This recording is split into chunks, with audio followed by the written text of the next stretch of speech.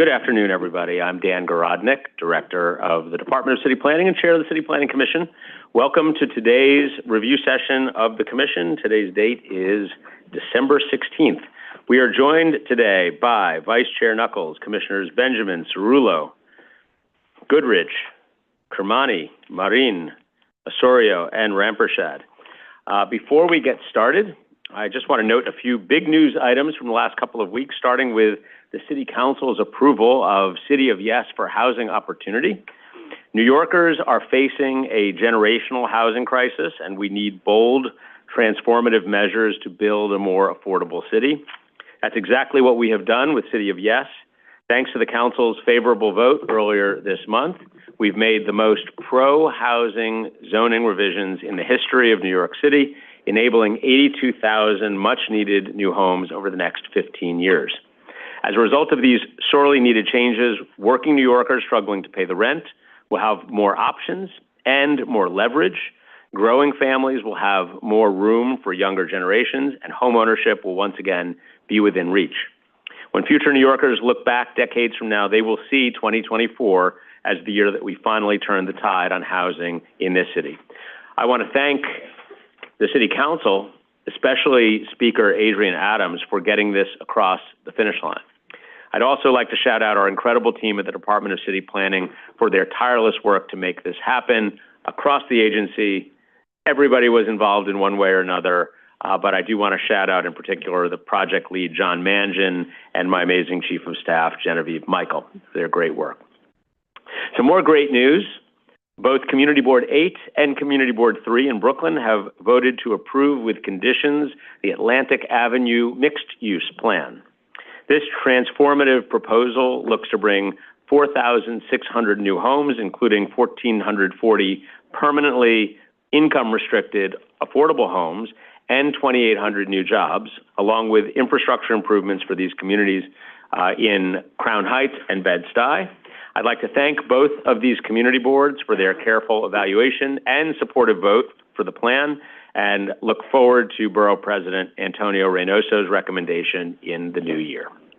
I'd also like to take a moment to celebrate the progress that we have made on the Gowanus neighborhood plan, which was approved 3 years ago and is already paying dividends for Brooklynites. In that time, we've seen permits issued for over 7,400 new homes and income-restricted affordable homes that will be in resilient, energy-efficient buildings. Lotteries for nearly 200 of those affordable homes are open now at housingconnect.nyc.gov. But a neighborhood plan is more than just building new homes. It's about investing in a community. That's why I'm glad to report that several of our infrastructure commitments are underway, bringing much-needed improvements to Gowanus. This work includes $216 million in renovations to public housing at Wyckoff Gardens and Gowanus houses, a cleaner, remediated Gowanus Canal, new public open spaces, and upgrades to community resources like Pacific Library, the Gowanus Community Center, and the Wyckoff Gardens Community Center. We look forward to seeing these improvements continue to advance over the next few years and help to create a more vibrant Gowanus. Finally, earlier this week, Mayor Adams announced a new Charter Revision Commission that will look at ways to promote fair housing. Former Deputy Mayor and Robin Hood CEO Richard Bury Jr. will serve as the Commission Chair. Sharon Greenberger, President and CEO of the YMCA of Greater New York, will serve as Commission Vice Chair. And New York City's Executive Director for Housing, Layla Bozorg, who we all know, of course, as a recent member of this commission, will serve as the Commission Secretary. Former city planning leaders, in addition to Layla, Anita Learmont and Carl Weisbrod are also serving as members of the Commission. We expect there will be ample opportunities next year for the public to make their voices heard. I do want to be clear that despite the similarities in name and even in some cases in subject matter, the Charter Review Commission and the City Planning Commission's work is separate, and last week's announcement is distinct from our ongoing work at the Department of City Planning and the City Planning Commission. Let's turn to today's agenda. Since the Commission does not have any public hearings scheduled for this week, we may move all of our votes to this afternoon, but we're first going to go through our typical Monday review session items. and we'll save votes for the end of today. The first project before us today involves multiple street map changes for the Coney development, a 1.3 million square foot entertainment complex at Coney Island. I don't know if we're going to do it in this order, so we'll just stand by for a second. That would include a gaming facility, hotel, convention center, food hall, retail space, and more. If approved, the project would be spread out on Surf Avenue across 3 blocks between Maimonides Ballpark and Luna Park, close to the boardwalk. Just like the Queens Future and Western Rail Yards applications, this application is distinct from other required approvals around the gaming facility licensing process for the Coney development. In addition to the citywide gaming facility text amendment and this site-specific application, it would still need to go through the state-defined siting process, which includes required approval by a 6-person community advisory committee, which includes representatives from the mayor, borough president, council member, and others. Next, we will head over to Midland Beach on Staten Island for proposed acquisition by the Departments of Design and Construction, Citywide Administrative Services, and Environmental Protection. The agencies are seeking to acquire a portion of a privately owned lot at 1919 Highland Boulevard to allow DEP to advance its best management practices for the ecologically supportive New Creek Bluebelt Stormwater Management Program. Staying on Staten Island, we're going to hear details on a special permit renewal for a 2-building office complex with retail and parking at 2835 and 2845 Veterans Road West on the South Shore. The site is next to the Mill Creek Freshwater Wetlands and the Bricktown Center Shopping Mall. Back before us as well is a general project plan from New York State Empire State Development to redevelop the former Lincoln Correctional Facility in Harlem.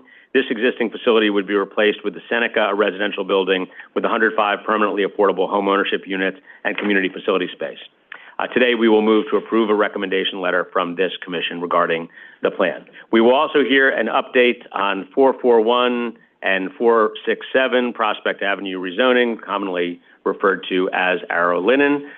We had a public hearing on this item several weeks ago, and we are going to have an update and recommendation from the department today.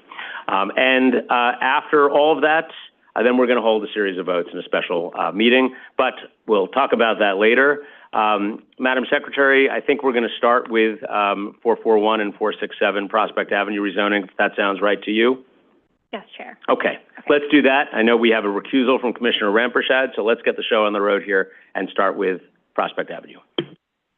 Okay, good afternoon and welcome to the City Planning Commission Review Session for Monday, December 16th, 2024. The time is 1:14 p.m. and a quorum is present. The first item on our agenda, we're going to discuss future vote items. Staff have prepared reports for 441, 467 Prospect Avenue, which had a public hearing at the November 6th public meeting. Chuki is here to present. Good afternoon, Commissioners.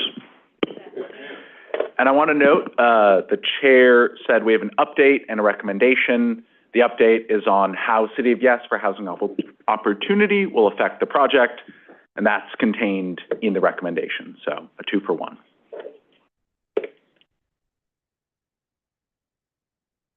The Department recommends the approval of the 441 and 467 Prospect Avenue application by Arrow Linen Supply Company, which is seeking a zoning map and zoning text amendment to facilitate the development of 2 new 13-story residential buildings with 244 apartments, including 61 permanently income-restricted homes in Windsor Terrace, Community District 7, Brooklyn.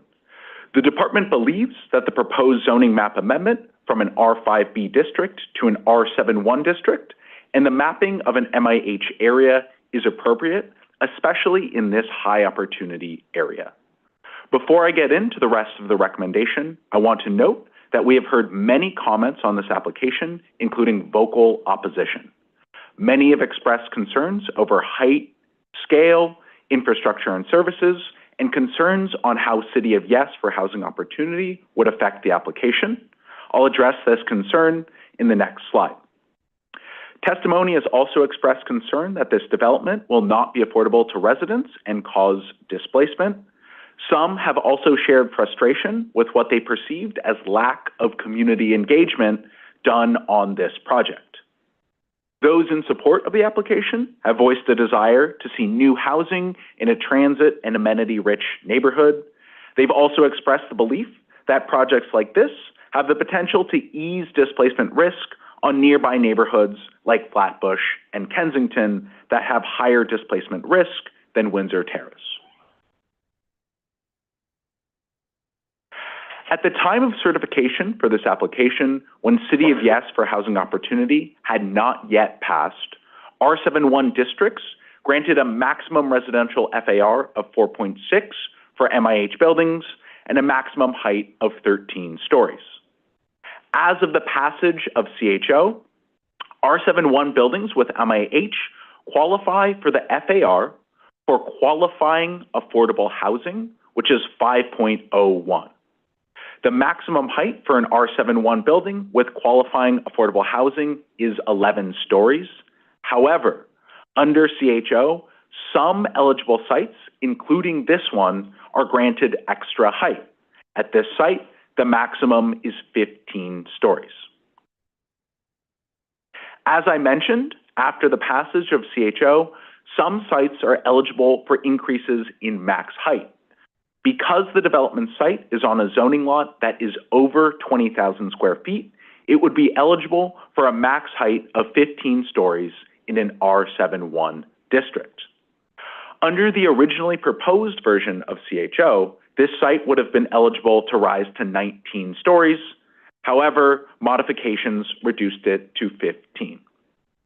The final version of CHO also removed street parking requirements for residential buildings in the inner transit zone, which includes this site. As such, the applicant team has withdrawn its special permit to waive parking minimums, as that permit is no longer necessary.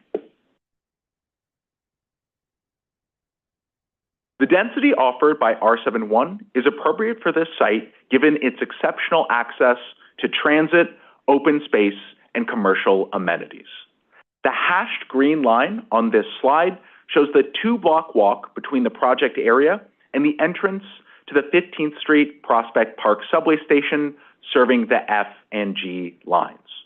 By subway, the project area is 35 minutes from the Lower Manhattan Central Business District, where we are right now. Additionally, the B61, B67, B68, and B69 bus lines all serve the immediate area. A block north of the subway station is Bartell-Pritchard Square, where there is an entrance to the 526-acre Prospect Park. The 25th Street entrance to Greenwood Cemetery is a 7-minute walk south of the project area. The area along Prospect Park West, between the project area and Bartell-Pritchard Square, is a commercial corridor with numerous restaurants, grocery stores, drugstores, medical offices, and other retailers. The project area is also proximate to several public schools. 3 of the streets bounding the project area, Prospect Avenue, Prospect Park West, and 8th Avenue, are 80 feet wide, meaning greater access to light and air. Nearly all of Windsor Terrace is mapped with contextual zoning districts that have preserved the low-rise built form, but limited opportunities for the neighborhood to accommodate housing growth. The restrictive zoning has meant that between 2010 and 2023, the Windsor Terrace South Slope neighborhood, as defined by its neighborhood tabulation area, produced 692 units of new housing. By contrast, just north, Park Slope produced over 2,300 new units, and directly across the park, Prospect Lefferts Gardens produced nearly 2,500 new units. Regarding the height and bulk allowed under R71, the department believes that the flexible building envelope is well suited for the project area outlined here in yellow. The development site, outlined here in pink, consists of 2 tax lots. Lot 73, and that's on the left-hand side, is a square lot, and Lot 61 is a flag-shaped lot. Together, they combine into a single U-shaped 54,000 square foot lot with an irregular depth of 148 feet and a length of 430 feet across on that rear northern edge. There is no existing residential development on the development site itself. Though the illustrative renderings I am showing you are from the time of certification, which was before the passage of CHO, we believe they still demonstrate the flexibility of the district. To be clear, as noted earlier, the applicant would be granted an additional 0.1 FAR, or roughly 22,000 square feet, and a maximum height of 15 stories. In their letter to the Commission, the applicant noted they are committed to a maximum height of 13 stories and would use the FAR granted on the lower floors of the building.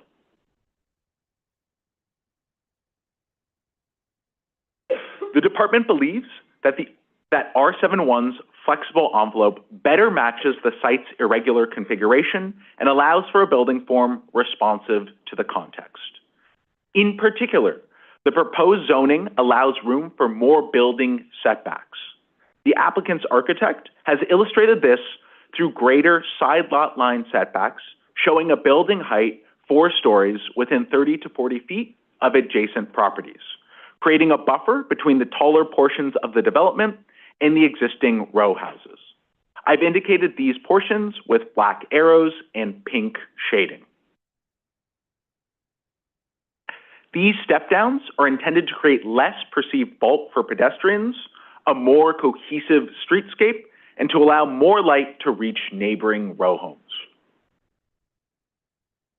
In addition to the 4-story buffers for adjacent properties, the development is proposing to rise to only 7 stories for small portions of the street frontage, and then set back 10 feet before rising to a height of 130 feet or 13 stories.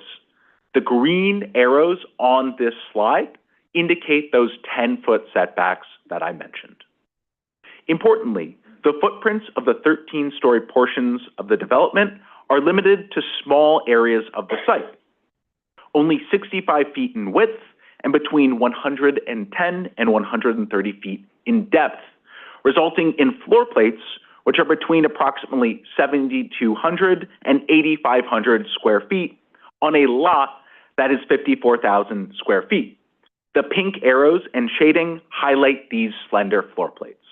And just to be clear, I'm indicating the slender floor plates for the tallest portions of the building.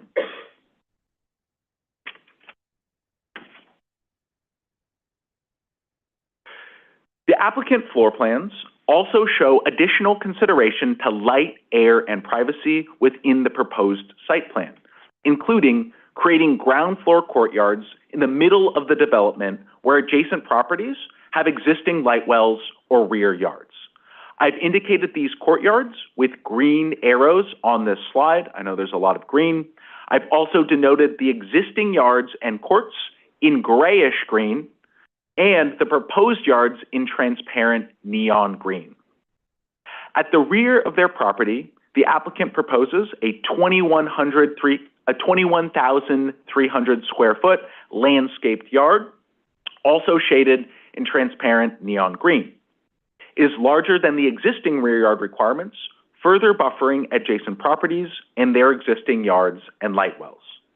Though taller than the existing built context, the applicant can set back from adjacent properties and produce more slender tower floor plates due to the flexibility provided in the R71 district. Though none of this is required by the R71 district, these renderings serve as an example of the flexibility possible under it. In addition to supporting the zoning change to R71, the department believes that the zoning text amendment to map an MIH area is appropriate. In addition, as noted at the public hearing, the project area is located in the Windsor Terrace neighborhood tabulation area, which is classified by the department's Equitable Data Development Explorer as having the lowest risk of displacement relative to other neighborhoods in the city. As of 2022, the median household income in the Windsor Terrace NTA neighborhood tabulation area was $134,300 $366, which is higher than the citywide median household income of $76,607, and that of the Sunset Park West NTA of $79,785. For reference, neighborhood tabulation areas with comparable median household incomes include Murray Hill in Manhattan with $138,337, and the Upper East Side Yorkville neighborhood tabulation area in Manhattan, which is $133,582 AMI.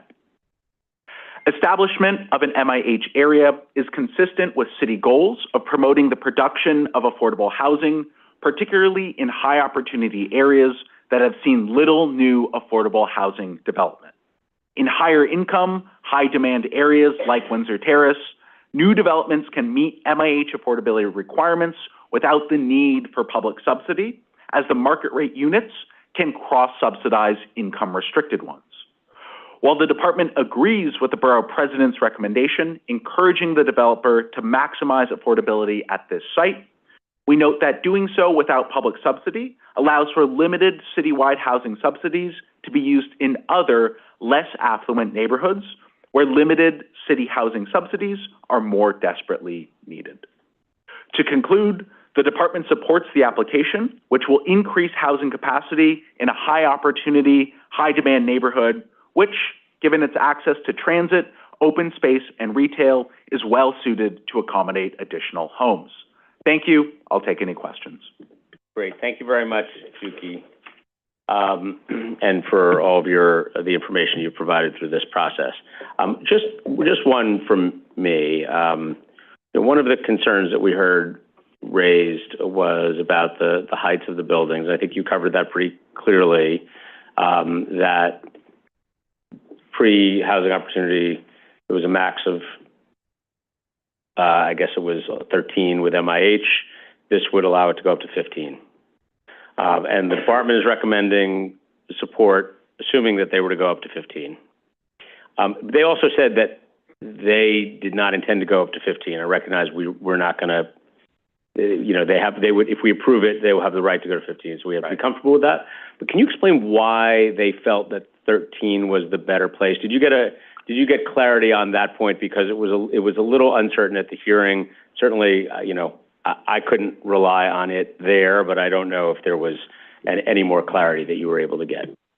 Right. Thank you, Chair. So the applicant team has, in both at the public hearing and in the letter to the commission, said that they plan for this building to go up to 13 stories. They've mentioned both that they could accommodate the additional FAR granted in the R71 district, that 0.4 FAR, in lower portions of the building. They believe they can do so in a manner that still keeps the building as responsive to the surrounding area. They mentioned some efficiencies in construction costs of going above 13 stories, and that was really kind of the extent of what they got into. Efficiency of being able to build at 13 stories and a desire to keep what they believe is a more responsive building. That said, I just wanted to, make clear the department does stand by the appropriateness of the R71 with CHO modifications at this site.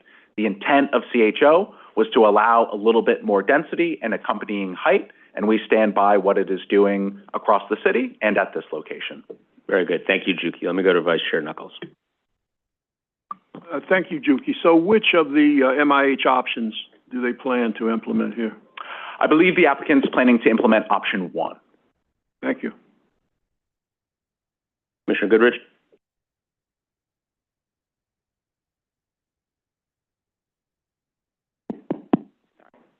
Just a very quick question, and you're very thorough, and I know that you probably answered this already, so I apologize in advance. No need.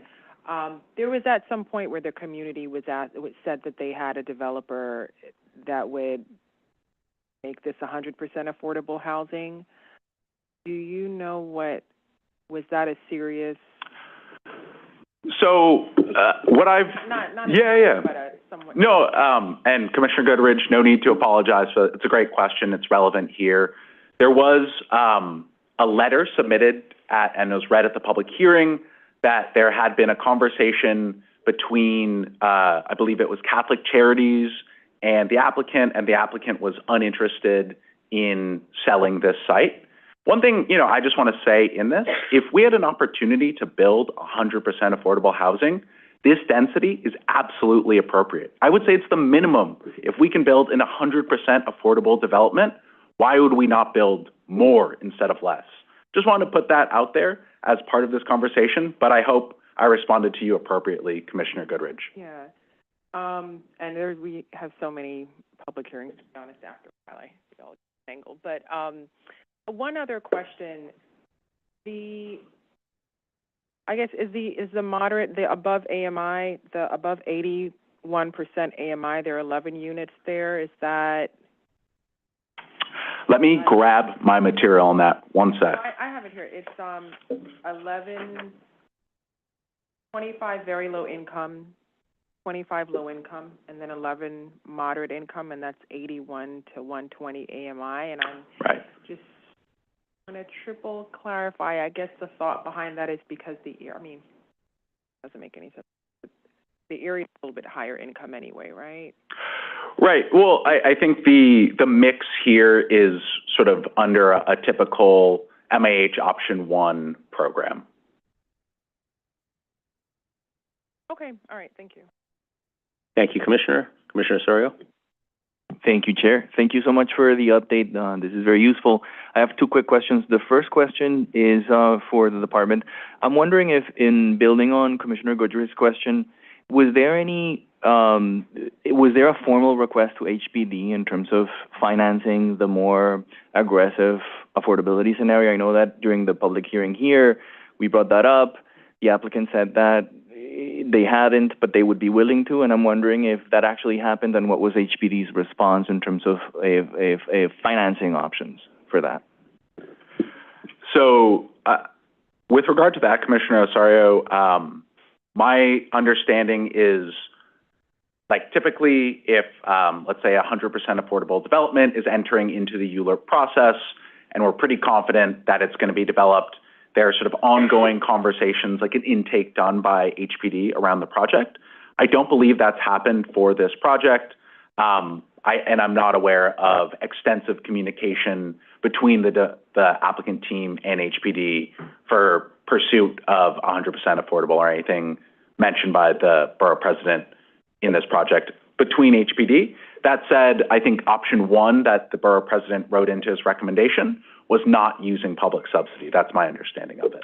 Thank you. That's useful. I would just encourage the department to still seek sort of a formal statement from HPD, because this is an example of it will help us understand exactly where are the constraints and how far can we go. I think that's still a really valid question. The second question that I wanted to ask you was in terms, just in general, I know that during the public hearing here, we followed up with each of the different recommendations, modifications established by the board president, and there, at that point, I think that some of the specific recommendations were still being analyzed by the applicant, and so I'm wondering if there had been any additional feedback or any additional response after the hearing, basically. Thanks, Commissioner. So the extent of the follow-up from the applicant was conveyed in the letter, but I don't have anything beyond that. Okay, fair enough. Thank you. Thank you, Commissioner. Okay. Thank you very much, Shuki. Appreciate it. Thanks, everyone. Thank you. Okay. And I'll just note also for the future votes, staff have also prepared reports for 2185 Coyle Street, 4939 Van Dam Street demapping, 854 Fifth Avenue Members Club, 455 First Avenue, Spark Kips Bay, and Jacob Day Residence Landmark. Okay. Great, thank you. Moving on. The next item on our agenda is a certification of a city map amendment in Brooklyn Community District 13. Our presenter is Stephen Johnson.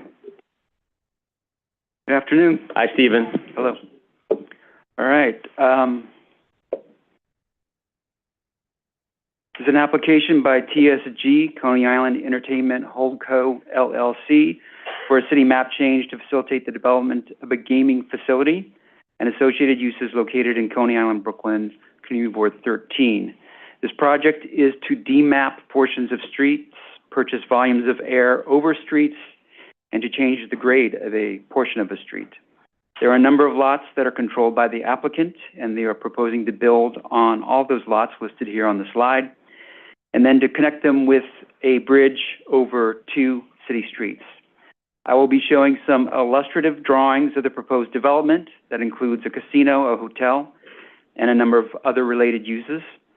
And that would be part of a gaming application to be submitted to the state next summer. The applicant is seeking one of these 3 available commercial licenses that will be awarded by the end of 2025. I will be discussing the state's gaming license process and schedule, as well as the city's gaming facility text amendment, which was the first step in the gaming process for the city of New York.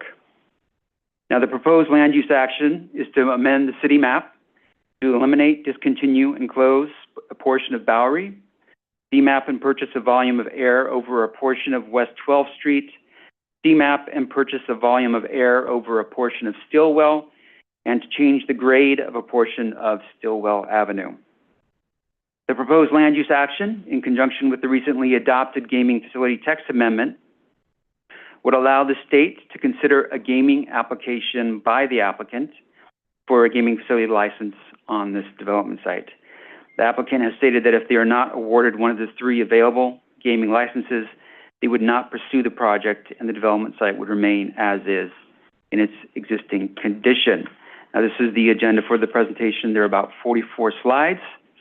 And starting with the gaming facility text amendment, which was adopted by the City Council on April 18th, 2024. This amendment permitted the gaming use for the first time in the city and allows for up to 3 gaming facilities in the city. Previously, this was not a permitted use in the zoning resolution. The text amendment does not allow any future casinos or gaming facilities in the city that are not related to this specific state gaming commission process and these 3 available licenses.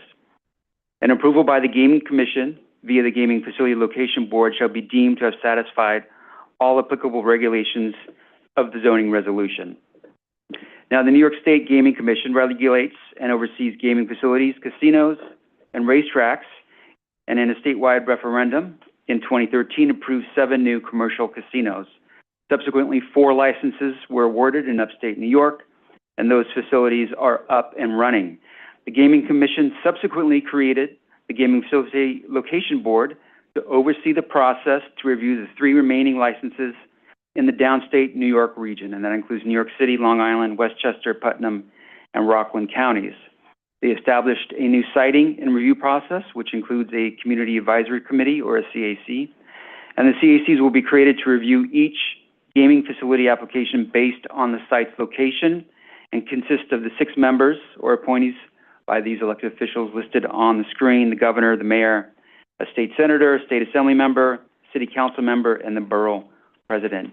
Each CAC is subject to the open meetings law and must hold public hearings, issue a finding establishing support, and have a 2/3 vote approval by the 6 members to advance the application.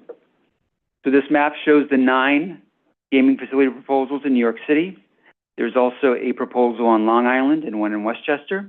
In New York City, there's the 5 applications, or the 5 projects, 5 in Manhattan, 1 in the Bronx, 2 in Queens, and this one that we're discussing today in Brooklyn. Now, the 4 highlighted projects on the slide represent the projects that have additional actions that are not covered by the gaming facility text amendment. And this includes the Coney development, which has this mapping action. Queens Future was certified on September 9th, and Western Rail Yards certified on November 4th, and I will be back in January for the Bally's action. So the gaming state schedule has all applications submitted to the state by July 27th of next year, which also starts the CAC review of those applications. All the projects must meet the board requirement that gaming applications must have local zoning approval when the board receives CAC-approved applications in September of next year.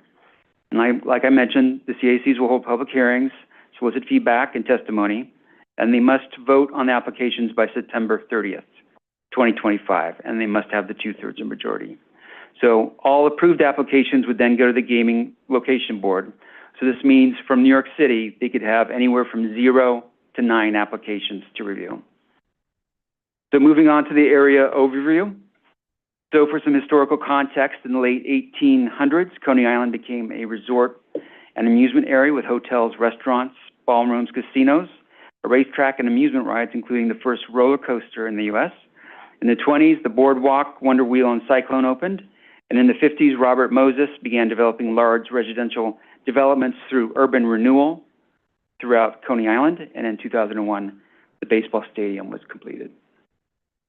We have the zoning section map on the slide showing that the development is within a C7 commercial district within the Coney Island Special District.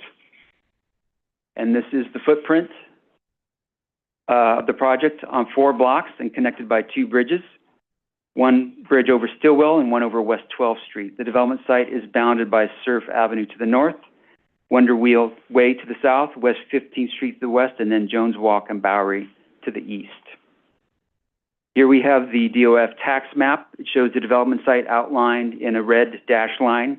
You can see that the development site has the 2 areas in purple, which represent the volume of the 2 bridges crossing over the city streets and connecting to the development sites over Stillwell and West 12th. The striped blue area indicates the location of the proposed grade change of Stillwell, and the blue area in the center of the slide is the portion of Bowery which is proposed to be demapped. Now, the area map shows the proposed development site outlined in red. It is located within the C7 zoning district of the Coney East subdistrict within the Special Coney Island District. C7 districts are specifically designated for large open amusement parks, and the proposed development site is also located within a transit zone, a fresh zone, a coastal zone, and flood zone pursuant to 2007 and 2015 flood insurance rate maps. Now, the Coney East subdistrict is the amusement and entertainment core of the Coney Island neighborhood. The existing built conditions and land uses are mainly 1- and 2-story buildings. Many existing structures are temporary and located on otherwise vacant land, which we'll see in a few minutes. The 7,000-seat baseball stadium is 1 block to the west of the site, starting at West 16th Street, and the aquarium is about 2 blocks to the east of the site. There are a number of landmarks in the area, including the Wonder Wheel, the Cyclone, the Riggleman Boardwalk, Child's Restaurant, and the Parachute Jump. And the Coney Island Stillwell subway stop is directly across Surf Avenue from the development and serves the F, D, N, and Q trains. Now we're moving on to the existing conditions photos. So the first image we see is looking east along 120-foot wide Surf Avenue. Nathan's is on the right, and that is where Stillwell crosses Surf. And the second image you can see is looking south on the 100-foot wide Stillwell toward the boardwalk. This is the location where the applicant is proposing to create a grand entrance into a pedestrianized Stillwell. And I'll have some illustrations of that later in the presentation. So the first image here is looking toward the boardwalk again on West 15th Street. This is the western end of the proposed development, and the baseball stadium would be on the right of that image. The second image is looking east along the 37-foot wide Bowery, and you can see the Cyclone in the center in the very distance in the top half of the Wonder Wheel on the right. Now, the first image here is looking north on West 15th Street. The development site includes the area to the right in that photo. The second image is looking north on Stillwell with your back up against the boardwalk. The rides and amusements in that image on to the left and the right are not within the development site. So these 2 images are looking at each other on Wonder Wheel Way. This is the southern boundary of the proposed development. And these 2 images are looking at each other along Bowery. This is the area that is proposed to be demapped and be in the heart of the proposed development. Here we're looking north in both pictures. This first image is the 60-foot wide West 12th Street. And as you can see, the elevated subway line in the background of that image. And the second image on the right is of Jones Walk, which is a demapped street, which would be the eastern edge of the development. And then our final photo here is, photo 1 is looking west along Surf, And photo 2 is looking south along Jones Walk, which is the corner of the site where the sign says fun food. So now we're moving on to the project description. So this illustration, we can see the proposed development site with, here we're looking north, and in the context of the beach and the boardwalk, the stadium would be, you can see the corner of it on the left. Luna Park and the Cyclone are on the right. The proposed hotel, which is the largest, tallest building in the development, is proposed to be 410 feet tall, with a convention center on the bottom, taking up the bottom levels of the site. Now, the two proposed bridges that are crossing the streets, one is crossing Stillwell, where it says the Coney, and the one crossing West 12th Street. These both have open rooftops on the top floors, and there would be multiple levels of enclosed parking underneath. And just to dig in more on the details of the proposed development, the casino is proposed to be 350,000 square feet, the hotel approximately 250,000 square feet, the convention center about 110,000 square feet below the hotel. There's a food hall, there's some general retail, there's an event space, 48,000 square feet event space, the 100 square foot open rooftop, and of course, 1,500 parking spaces. Now here we have an illustration of the building heights and the uses. The hotel and convention center, as I mentioned, is the tallest building on development site 4. It's approximately proposed to be 43 stories and reaching a height of 403 feet, not counting the mechanicals. The light blue color represents the convention center underneath it and is mostly located under the hotel, but is also within the proposed bridge crossing over West 12th Street, which is a 6-level bridge, and that will connect everybody to the two different sites, development site 4 and development site 2 and 3. The tallest structure in the middle parcel is 171 feet. You can see the darker green color underneath that number 129. That's Stillwell Avenue. That's the area. It's labeled public open space. That's the proposed pedestrianized Stillwell there. The bridge over Stillwell Avenue will have 3 levels, including one for vehicles to move, and then the rooftop open space. All vehicles would be entering from West 12th Street into the development, and all vehicles that are parking would exit from West 15th Street. And I have a transportation map illustration to show you in a few slides. So as I mentioned, one of the main features of the project is that the applicant is proposing to take the 100-foot wide Stillwell and turn it into a significant pedestrian walkway and thoroughfare. And here's an image of the existing Stillwell at Surf. And this is what the applicant is proposing. This is obviously a nighttime with everything lit up. This area could be proposed to be transformed into this pedestrian thoroughfare gateway entrance that is a gateway into the sub-district and into the amusements. There will be greenery, seating, and other public amenities. They're additionally proposing the grade change at this location. And according to the applicant, that will provide a superior pedestrian experience and help alleviate a portion of the ongoing and constant flooding in the neighborhood. They are referring to the bridge where the sign says, "Welcome to Coney Island," as the Coney Arch. So they're also proposing some other streetscape improvements along Surf and Bowery, and you can see some of these here. They're proposing to make some pedestrianized improvements around the development site. Here is an illustration of the Coney Arch, just to give you an idea of the context and the scale of walking underneath that area, the Coney Arch. So the walkway underneath is 48 feet high and 100 feet wide. Now, while the applicant is proposing to make the section of Stillwell a pedestrianized environment, emergency vehicles would still be able to use the street. As you can see, they've got a 25-foot pathway minimum through the area as needed. And here we have the vehicular circulation. So for those traveling by car or anyone wanting to park in the development, the main vehicle entrance will be off of the two-way West 12th Street, which is on the right there. You can see the West 12th Street at the intersection with Surf. There will be this internal vehicular circulation path for valet and self-park options. All cars that are parked in the facility would exit from Bowery and West 15th Street on the other side of Stillwell. That way, no vehicles would be crossing over Stillwell to maintain a pedestrianized environment. Taxis, Ubers for hire vehicles will drive in from West 12th Street and either drop off or pick up, and then will also leave from West 12th Street. So a total of 1,500 parking spaces are proposed in the development. You can see there's a couple loading areas on sites 1, 3, and 4.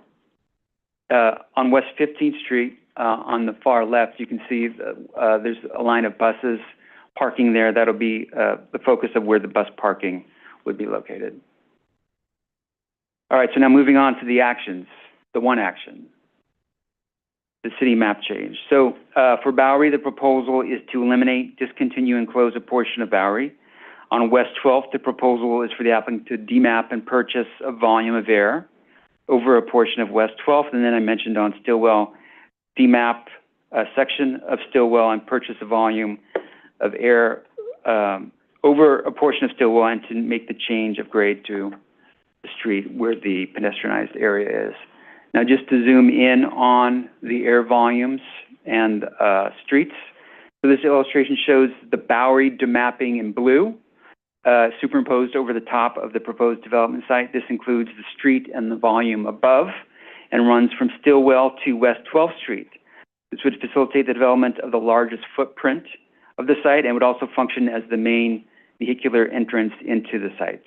Now, the gold yellowish color is showing the volumes, the air volumes to be demapped and purchased. Now, the volume of air over West 12th Street proposed to be demapped begins at a lower limiting plane of approximately 34 feet and rises to an upper limiting plane of approximately 194 feet. This will connect the hotel and convention center with the main casino and parking location. The volume of air above Stillwell proposed to be demapped begins at a lower limiting plane of approximately 58 feet and an upper limiting plane of approximately 154 feet. Now, this illustration here, there's an error over Stillwell. The area to be demapped should more closely align with the bridge, where you can see underneath, and it's not supposed to run from Bowery to Wonder Wheel Way. It's supposed to be following where the bridge is. Okay, so we have this section of the entire site looking north. This shows the extent and height of the proposed volume of air over Stillwell and West 12th Street to be demapped. You can see that Stillwell's 100 feet wide, 48 feet tall, and West 12th is 60 feet wide and 26 feet tall. And then just to zoom in on the Stillwell section, this is looking east with the volume marked with A being the bridge that connects the buildings. The bridge would have 3 levels, with one being the parking vehicles and the other the gaming use and the connection into the buildings. And then likewise, the illustration here shows a section looking east of the proposed volume of the bridge connecting to the hotel and convention center, and the volume is marked with B. And then the grade change. Finally, for the proposed grade change on Stillwell, starting at the northern end at Surf, at the street bulb at the intersection of Surf and Stillwell, the street grade slowly starts to rise until it is at a plus 5 feet at the sidewalk, and continues to increase at an incline of 1.5% until the elevation reaches plus 9 feet. At the midpoint of the site, the grade continues to rise at an incline of 1.5%, reaching a height of plus 10.6 feet under the arch. Also, under the coning arch, there's going to be entrances into each building and steps into those buildings. And then it starts to slowly decline down again to 9.6 feet at Wonder Wheel Way. Okay, so just moving on to the RER. The applicant is required to complete a racial equity report because there's a proposed increase in non-residential floor area of at least 200,000 square feet. The applicant is not proposing any residential development. The development site is in Puma 4018, and in 2020, the census indicates that in the Coney Island and Brighton Beach area, a majority of the population was white, non-Hispanic at 52%, 17% identify as Asian, non-Hispanic, 16% identify as Hispanic Latino, and 11% identify as Black non-Hispanic. From 2010 to 2020, there's total population in Coney Island and Brighton Beach increased by 5%, which comprised of an increase of the Asian population by 49%, an increase in the Hispanic population by 2%, while the Black population dropped 2% and the white population dropped 6%. The profile of anticipated new jobs for non-residential space with a known tenant includes the gambling industries with 3,772 jobs. An EIS was conducted with DCP acting on behalf of the CPC as a lead agency. The scoping meeting was held in June of 2024. The notice of completion for the DEIS was issued on December 13th, 2024, and the DEIS identifies significant adverse impacts related to transportation, construction, and historic and cultural resources. Mitigation measures are identified in the DEIS and will be explored further between the DEIS and the FEIS. And the applicant is, to wrap up, is seeking the proposed map change in order to pursue a gaming license with the state in the summer and fall of 2025. Similar to the Queen's future proposal, if the applicant is not awarded a gaming facility license, the alteration maps for the city map change described in this application would not be filed and the discretionary action would not be implemented. That concludes the presentation, and I'm happy to take any questions. Great. Thanks very much, Stephen. I know there are going to be some questions from commissioners. Let me just start to kick this off with really just one related to the traffic movement. If you could go back to the slide that shows the cars entering and exiting.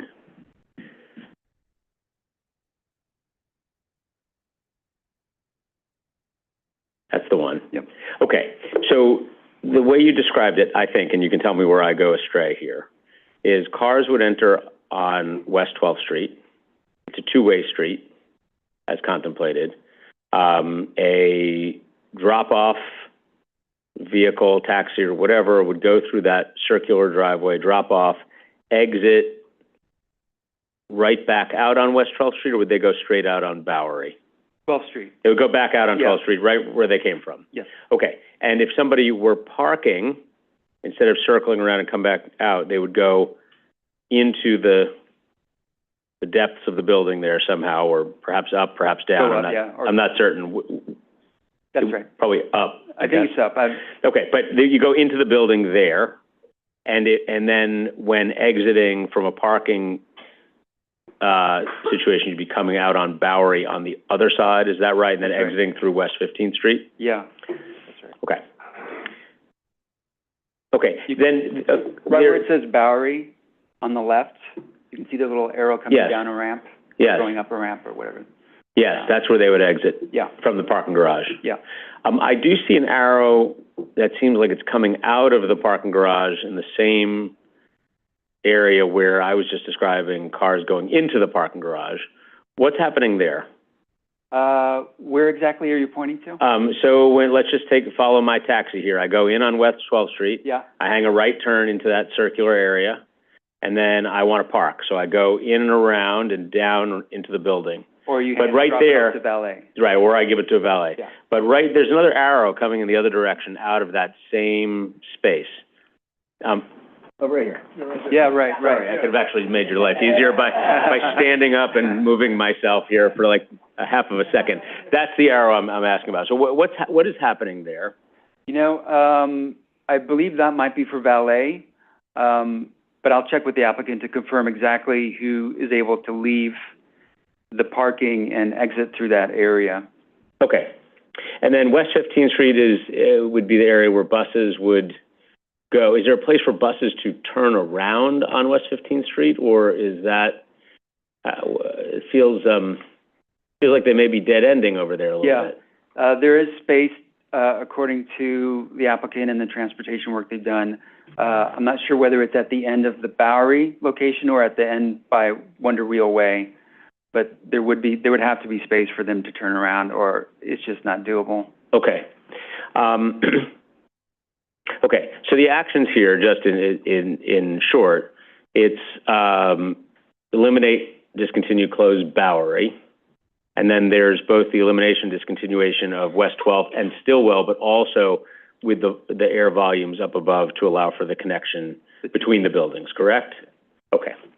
And then just to, you said it at the end there, but I just want to make sure that everybody is clear that this is still a contingent application. The process goes on to that community advisory committee process that you described at the outset.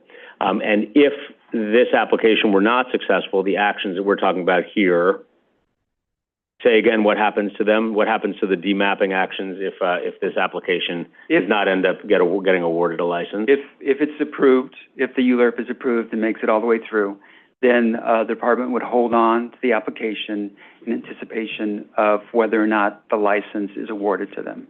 And then if it's not awarded, then the department would not file the application and it would not go through. So this would be detailed in the City Planning Commission report and have a process detailed as to why and how that can happen and the kind of uniqueness of this process dealing with the state, et cetera, and these gaming licenses. So.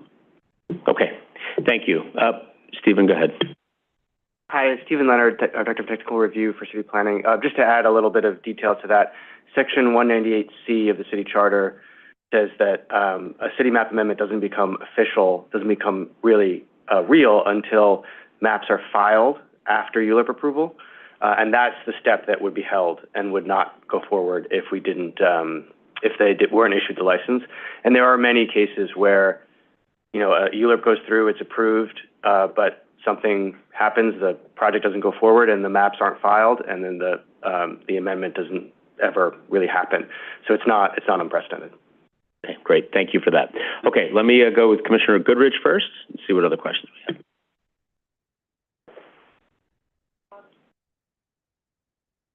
Oh, there you go. Yeah. So Coney Island is a family-friendly, you know, it's an amusement park. And I guess, you know, well, casinos and gaming are not family-friendly.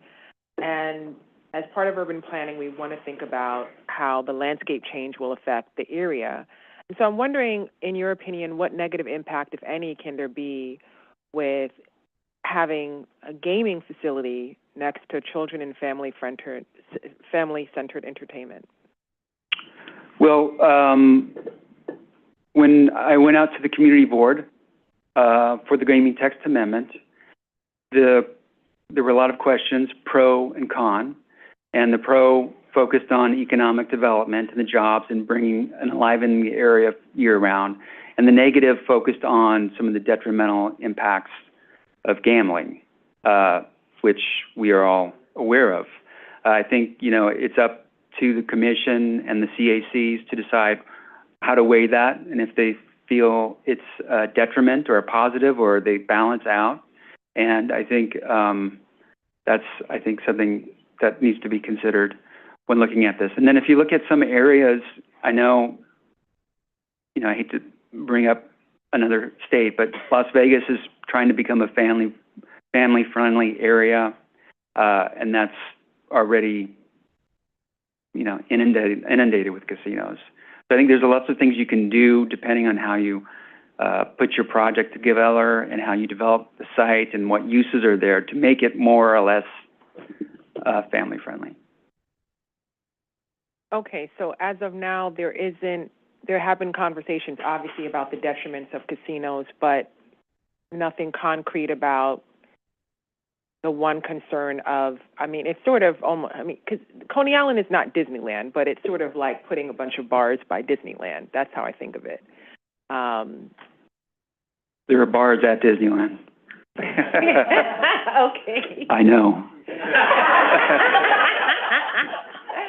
How else would I go? Got it. All right. Let me move on to the second question then.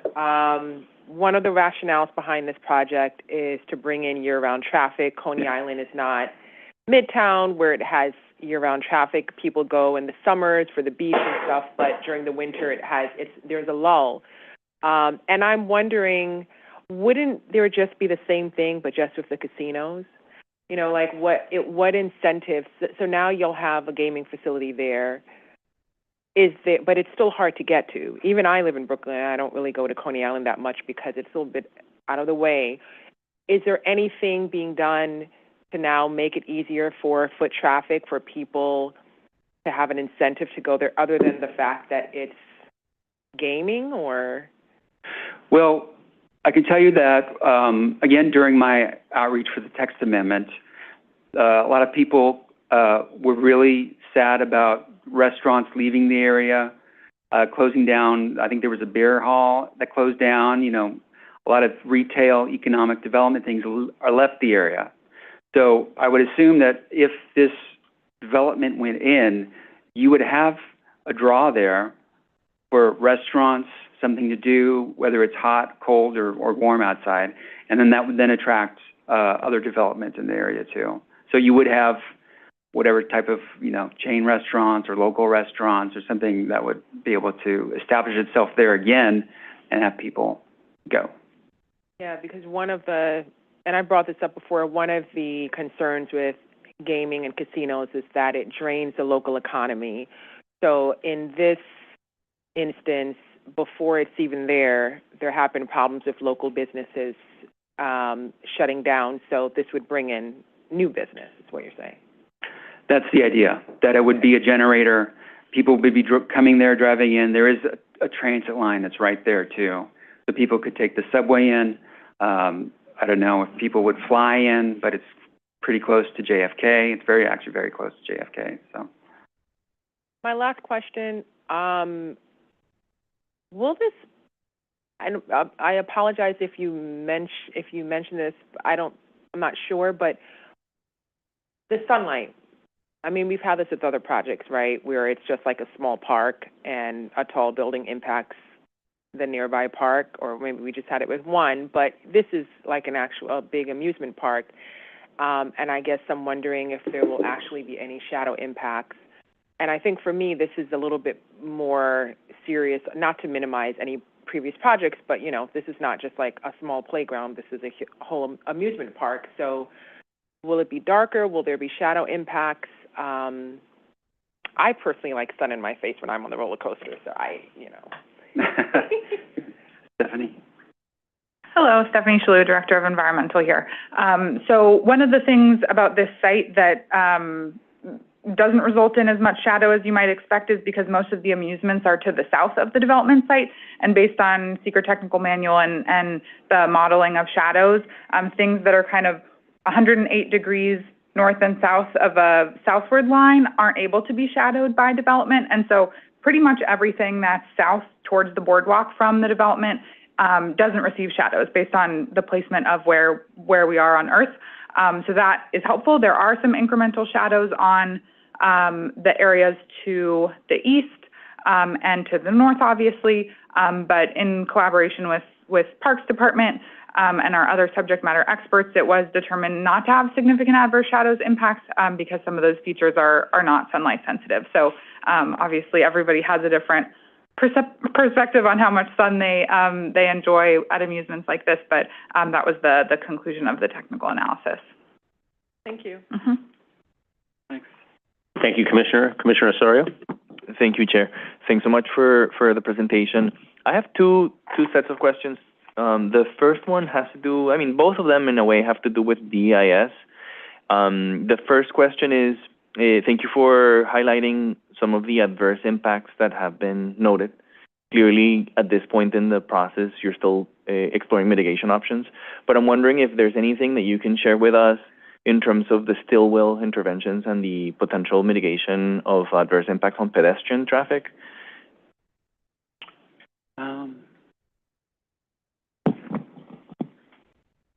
So I think the pedestrian impacts are largely on the areas that will remain, with traffic. So the Surf Avenue and the 12th and 15th.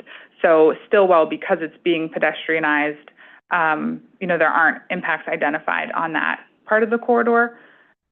Thank you. I guess in rephrasing my question, how can Stillwell, I guess my question is whether the interventions proposed for Stillwell can mitigate the impacts elsewhere? That was my question. Yes. I think that's a great point, and there are interventions and mitigations proposed on SURF and on some of the other frontages to make pedestrian improvements, widen sidewalks, widen curbs. So there are like a suite of measures that have been identified in the draft that we'll continue working on for the final.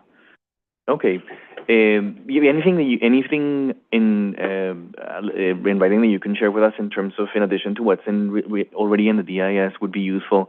The other question has to do with the impacts of climate change, and so in the DIS you note the requirements under WRP, and which include sort of like alternative treatments for the surface. I mean, with a water table so high here, it would be interesting to understand what's actually sort of like feasible. You discussed in the presentation some of the proposed elevations for the streetway, for the right-of-way, but I'm wondering if what else has been, or actually what has been explored, because besides pointing to the requirements, the DIS, that chapter doesn't have much detail. Yeah. So great question. I think we'll follow up with climate sustainability and the applicant to figure out, more details on the measures that they're planning to implement. Okay, thank you. The given kind of like the changes that have been introduced with City of Yes to references to the projected floodplain, it would be interesting to see now, what does that mean for a project like this, given that the WRP requires to consider the latest projections. And so I'm just wondering, how that would play. Again, a conversation that I'm very interested in. But in addition to that, or in relation to that, and building a little bit on Commissioner Goodrich's question, given the vulnerability to storm surge, the Sandy impacts here, et cetera, this sounds to me like the type of intervention that could potentially support emergency preparedness and evacuation infrastructure. And so I'm wondering if that has, I didn't see anything in the DIS, and I'm wondering if that's something that has come up in conversations, or can that be explored? Clearly, we're not proposing, or they're not proposing residential, and we're focusing on, demapping right now, but because this could actually serve a neighborhood purpose, I'm wondering if from your point of view, what could be opportunities associated with that? Well, it's a good question. We can discuss that with the applicant further. But I just wanted to add, too, that one of the things that I want to point out is that they don't control the other streets and the elevations of those streets, because that actually, it did come up about them looking at other areas that they were hoping to plan some things around, but then it was, they don't control those sites, they don't control those streets, somebody else controls that, so they can't, and they don't want to build a grade change that ends at nowhere, at a 5-foot drop or something. So it's a little bit difficult. It's a broader planning issue, but it's a valid point. And I thank you for pointing that out. I was trying to imagine, what's going to happen with that excess water. This is one of those cases where you can return it back to the ocean. So, but in the lack of a neighborhood plan in that regard, what are the resources that we may have available, or the potential intervention that the CPC could make to provide some guidelines in terms of how to think about it, given the constraints that you're talking about? Again, in saying the evidence, this is an area that is highly vulnerable, but anything that we can do to produce and build neighborhood-wide infrastructure is necessary. Definitely. And also to point out, EDC controls a couple lots in this area. They control some of the property, so that would be a potential area where we could work together with them to come up with a plan for flood mitigation and risk. Sounds great. Thank you. Thank you, Commissioner. Okay, great. Thank you, Stephen, very much for this. This item is now certified, the Coney development, and we will pick it up again down the line here. Madam Secretary, let's talk about what's next. The third item on our agenda is a certification of an acquisition in Staten Island Community District 2. Our presenter is Andrew Jones.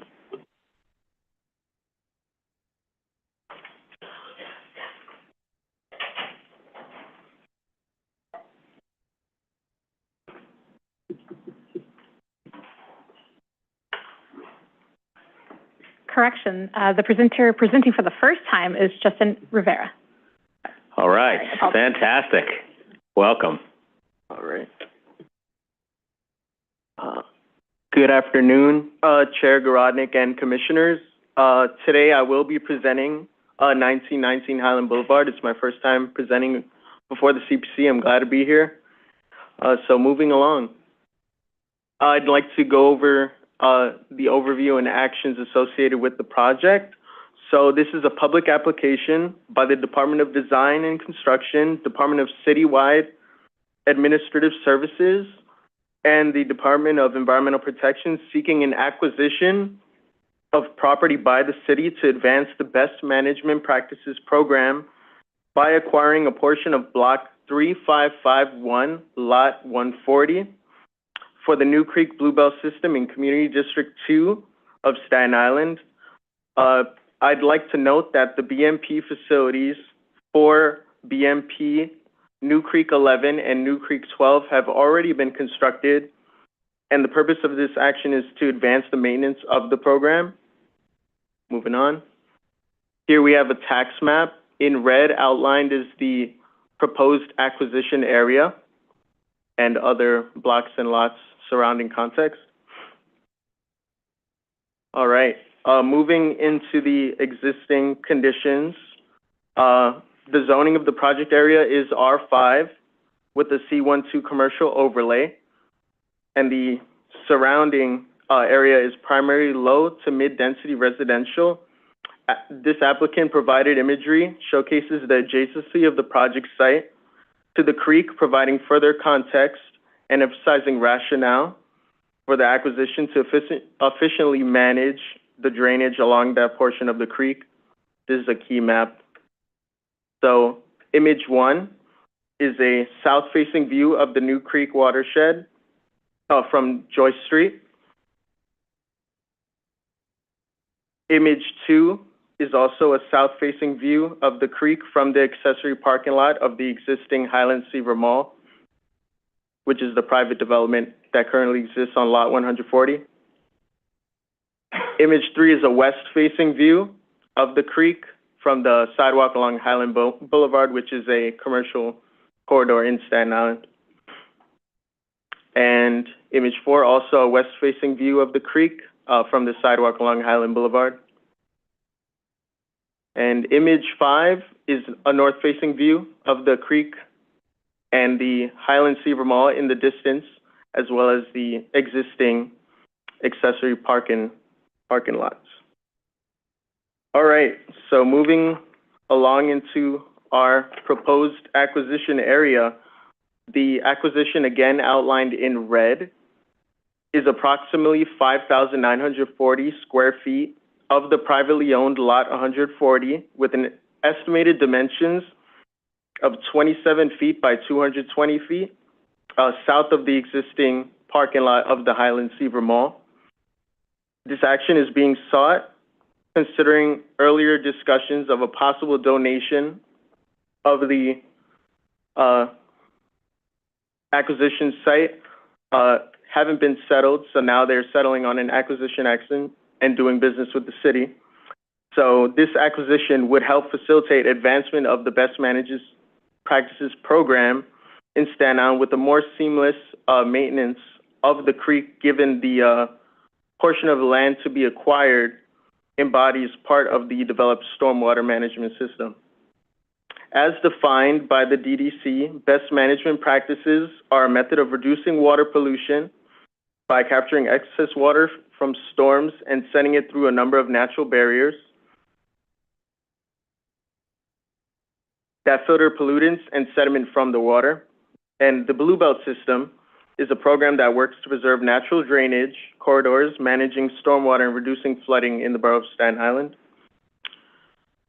All right, in summary, this site acquisition, again, is being sought by the Department of Design and Construction, Department of Citywide Administrative Services, and Department of Environmental Protection to advance the BMP program through the acquisition of privately owned land in Lot 140. exists in the Blue Belt system in Community District 2 of Staten Island. As far as the next steps upon certification, this is to be referred to the Community Board for 60 days. Thank you for listening. It was a great time presenting here today, and I'm happy to take any questions at this time. That's great. I'm glad you had a good time so far. But let's see how you feel after a couple of questions, and then we'll leave it. No, but great job. Welcome. Very happy you're here. I only just had a general question. See if you could contextualize this, what DDC, DCAS, and DEP are doing here, actually acquiring a site next to the new creek.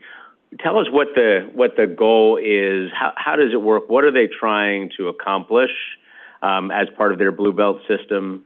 If you could just explain that a little bit in basic terms so that anybody who's listening here might connect to that.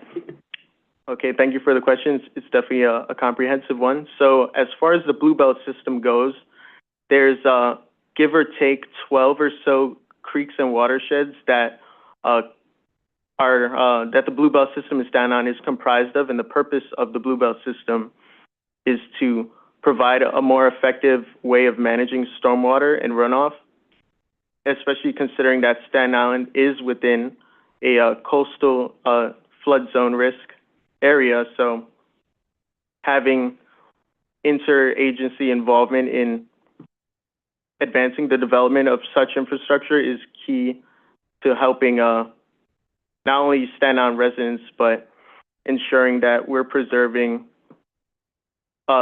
nature in one of the city's most nature affluent boroughs. So as far as how this project contributes to that, the currently developed BMP NC11 and BMP NC12 are already in use and are effective in managing stormwater, but this acquisition would make it a more seamless process in terms of the management of the site, considering it is currently privately owned, and there are definitely some obstacles that come with that. I don't know if Team Leader Obunaga or Director Ionito has anything to add to that. All right. Okay, great. Thank you very much. Commissioner Cerullo? So great presentation. Congratulations. I'm a huge fan of the Blue Belt program and system. In fact, when I was a councilman, was involved in the very first Blue Belt that the city did. And it's grown over the last 30 plus years. Sorry to have to say that out loud. That slipped out by accident. That this program has really, really been successful. And in communities with no infrastructure, as you mentioned, you hit all the points. So I really, really like that.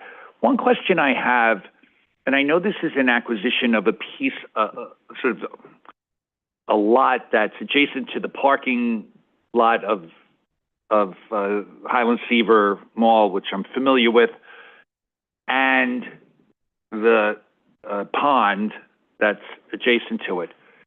Is there any part of this project that involves any physical improvements in terms of either accessing other Blue Belt projects, maybe more on the South Shore than anywhere else, have created more of an engagement and an activation in terms of the public's access to the area? I know this is a very simple Blue Belt project, but I just wondered if there was any thought on the city side about whether or not there would be any access. Are they beautifying it in any way and in a natural way, or is this just sort of the basic sort of acquire another piece of property that makes it easier to manage the Blue Belt system that's there? Yes, thank you for the question. As far as what has been communicated by the applicant team, it seems that this acquisition serves your latter statement a bit more, as they're proposing this acquisition to better manage the site. There's already developed infrastructure for for that section of the BMP, so the applicant hasn't shared any further developments as of now. Understood. Yes. Amy Obanaga, Yes, lead. Amy. Currently speaking, though, there is a bench, there is a bridge, so DEP did have some of that infrastructure already there. Already there. But they will be returning, of course, and they can answer any further questions. But in terms of this application, there isn't any investment further. But there is, currently speaking, if you cross the street on Highland, there are benches and is a bridge and another. On the other side of Highland. Correct, On the and other there's side. also signage that explains what the Blue Belt system is and what this one is. But that's already been built. I appreciate that. Okay, terrific. Thank you. Thank you. Thank you, Commissioner. Thank you. Okay. All right. So again, terrific job. Thank you. This item is now certified. All right, thank you. Great. Have a great day, everybody. See you soon. Okay. You too. All right. Okay, Madam Secretary. Okay. The fourth item on our agenda is a non-ULURP post-referral review for renewals to previously approved authorizations and a special permit in Staten Island Community District 3. Our presenter is Andrew Jones. Good afternoon, Commissioners. Hello. All right. I'm here to present 2835 and 2845 Veterans Road West, an application to renew a previously approved zoning special permit and series of special South Richmond Development District authorizations.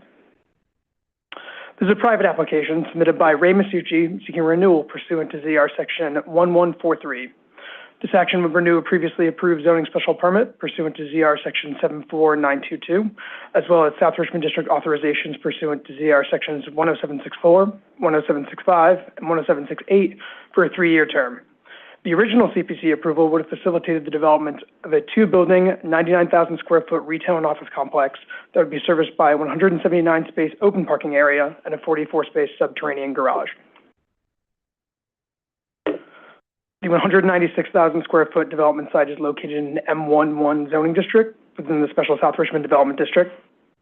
The site is currently vacant and primarily wooded, containing approximately 600 trees and an approximately 8,000 square foot portion of a freshwater wetland adjacent area that occupies the site's northeastern corner and is a part of the Mill Creek watershed. The site is immediately adjacent to the interchange between the West Shore Expressway and the Korean War Veterans Parkway, the north-south highway that provides access onto Outer Bridge Crossing, which is roughly a half mile to the south of the development site. The site is also situated in the middle of a cluster of existing large-scale commercial facilities, including the Bricktown Center, which was approved by the CPC in 2002, and the South Shore Commons Malls. In January of 2020, the CPC approved application C180308ZSR, which included the following land use actions: a zoning special permit pursuant to ZR Section 74922 to allow certain retail establishments larger than 10,000 square feet in a manufacturing district, and South Richmond District authorizations pursuant to ZR Sections 10764, 10765, and 10768 to remove trees, modify existing topography, and modify group parking facility and access regulations. A small portion of the proposed development is located within the Mill Creek freshwater wetland adjacent area, and as a result, the applicant sought and was granted a permit for development within such an area by the New York State Department of Environmental Conservation in December 2022. The image on the right is a site plan that was approved by the CPC in 2020. It depicts a 2-building, roughly 100,000 square foot office and retail complex situated towards the rear of the development site.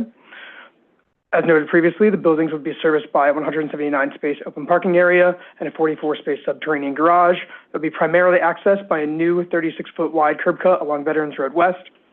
The proposed development would require the removal of approximately 600 trees and approximately 34,000 cubic yards of cut. The applicant has proposed to plant 62 new trees in order to comply with South Richmond District tree requirements.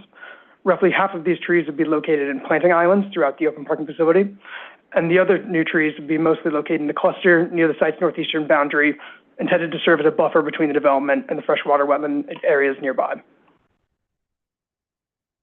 This application was referred to Staten Island Community Board 3 on November 8th. The CB3 Land Use Committee held a public hearing regarding the application on November 13th, and the full board voted unanimously to approve it on November 26th. In summary, a private applicant is seeking a renewal pursuant to ZR Section 1143 for prior CPC approvals, including a zoning special permit pursuant to ZR Section 74922 and SRD authorizations pursuant to ZR Sections 10764, 10765, and 10768. The applicant has stated that the proposed development meets the key finding associated with ZR Section 1143, which is that the facts upon which the original approvals were granted have not substantially changed. The applicant has also noted that the proposed development remains as originally designed, and the department concurs with both of these assertions. Thank you for your time, and I'm happy to take any questions. Great. Very clear. Thank you. Questions? Commissioner Osorio? Thank you, Chair. Thank you for the presentation. Can you highlight for us, what has changed? I mean, what indicates that this time around the applicant intends to proceed? First question. Second question is there anything else that can happen with the remaining trees that will be removed but not replanted? I mean, what is the latitude that the CPC has right now to provide some additional guidelines in terms of how to reduce the environmental impact? Sure. Thank you for the question, Commissioner. In terms of why the applicant's coming to us to seek the renewal, this application was approved right before the pandemic, and our understanding is also that DEC had not completed its permitting process. Again, it took about 2 years after the approval of this application for that to come through. In terms of the trees, our understanding is that the planting buffer actually came as a product of the negotiations with DEC. In addition to the trees that are planted in those parking islands, our understanding is that those also would consist of bioswales and some degree of additional kind of nature-based stormwater management to try to prevent any sort of runoff from entering the wetland adjacent or wetland areas themselves. In terms of anything the CPC can do at this point, our understanding is that for ZR Section 1146, the applicant is entitled to apply for renewal under the zoning at the time. As you may recall, in November 2023, the CPC approved the South Richmond zoning relief, which kind of added some increased protections for existing trees in the special South Richmond district, but this application was not subject to those rules. But it would now, right? If it were to be a new application now, that's correct, yes. Okay, thanks. Okay. Other questions? Okay, so the standard here is renewal if facts and circumstances have not changed. Sounds like the department agrees with the applicant that those circumstances have not in fact changed, and that is our simple basis here. So, okay. Unless there are other questions, I'm going to put this to a vote. You have a question, Commissioner? Go ahead. Yeah, just clarification on... Clearly, the conditions didn't change, the proposal didn't change, but the requirements that we approved. I can help. I think what you heard a moment ago, I think maybe there was a little confusion, is that this one is not subject to the rule changes because its special permit was granted before we made the changes. So they are entitled to renewals under the old system. So okay. Correct. Apologies. Yeah, I wasn't. Yeah, that was my question. Yeah. Thank you. Good. Okay. Anything else here? Okay.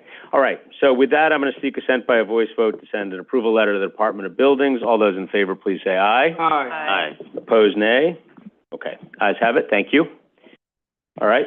Okay. Let's go to the next one. The fifth item on our agenda is a non-ULIP review of a general project plan in Manhattan Community District 10. Our presenter is Trevor Lovitz.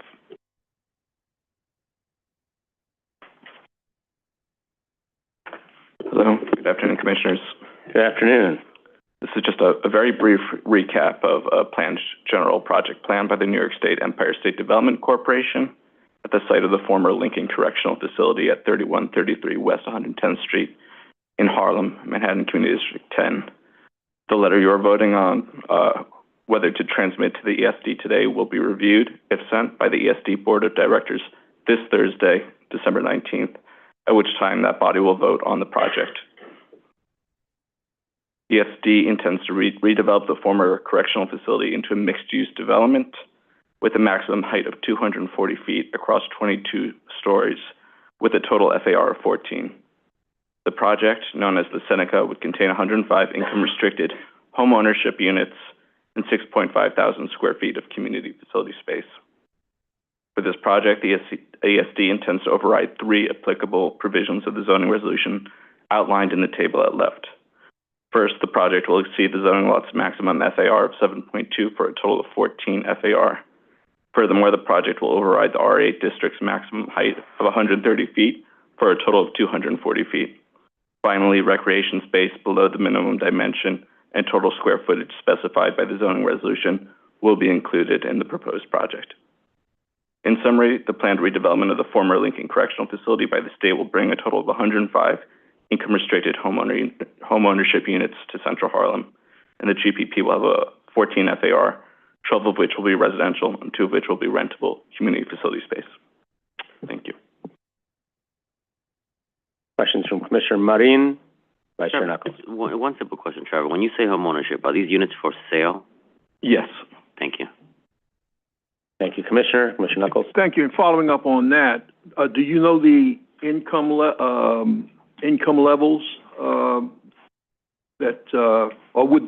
are these units to be targeted to certain income levels? Right. All the units would be marketed between 80 to 100% of area median income. 80 to 100%. That's right. Thank you. Commissioner Benjamin. I wanted to thank the applicant, but I just wanted to make sure I had asked the question about the formerly incarcerated and community preference, and I know that in a letter that was addressed to us, the department said that they had misspoke and there was no very much so community preference for formerly incarcerated persons in terms of their residence, but there was a community preference for formerly incarcerated for the jobs that would be available. Did I get that right? Yes, we had misrepresented that. The 50% preference was for local hiring that was slated to go to formerly incarcerated individuals reentering the community. Otherwise, standard community preference. Right, but if they are formerly incarcerated and they are reentering, are they considered for the actual community preference since their residence presumably is wherever they were incarcerated? Yes, but I imagine they wouldn't receive any additional preference beyond. But they would be eligible for the normal community residence, even though they had been absent from the community, let us say. Right. If they're living in Community District 10, they would be eligible for that. Okay, thank you. Thank you, Commissioner. Commissioner Goodrich. Got to warm her up a bit. All right, so just so I'm clear, so these are income-restricted units, some of which are for formerly incarcerated. No, they're not. No, that only refers to the local hiring associated with the construction jobs. Are income-restricted units, all of them, but all of them, just so I'm clear, they're all above 80% AMI? Right. All 105 units are affordable between 80 to 100% AMI. Well, and so now I'm curious, because this is, do I have the right project? This is in Harlem, right? Yes. I'm not being facetious. I'm actually just making sure I have. So I'm trying to understand why that is. As opposed to why the affordability levels aren't deeper for the project. I mean, that's a valid point. I don't have a strong understanding of housing finance. It's financed primarily through HPD's, what's it called, next door term sheet, which, open door, thank you, Commissioner Marine, which doesn't have the same deep affordability levels as also, it's important to note that these are home ownership units, which I imagine tend not to be as deeply affordable as income-restricted rental units. Okay, so are they like HDFC? I'm not sure, but we can follow up. They're co-ops? Yes. Okay, all right. Thank you. Now that cleared it up. Thank you. Yep, sure thing. Okay, thank you. This would be the moment that we would send our letter on to ESD. And so I just want to make sure there are no further questions. There are, Commissioner Marin. Yeah, I'd like clarification, because we just had a very brief conversation. You're saying co-ops, this is saying 105 condos. Yes, so I'm sorry for that. This so it is condominium. Twice now that I've misrepresented. And then I want to ask one other question, because I don't think it was clear to me, because I know the question has been posed. When you say formerly incarcerated, there's going to be participation by formerly incarcerated. Is that in the construction or is that in the purchase? In the construction.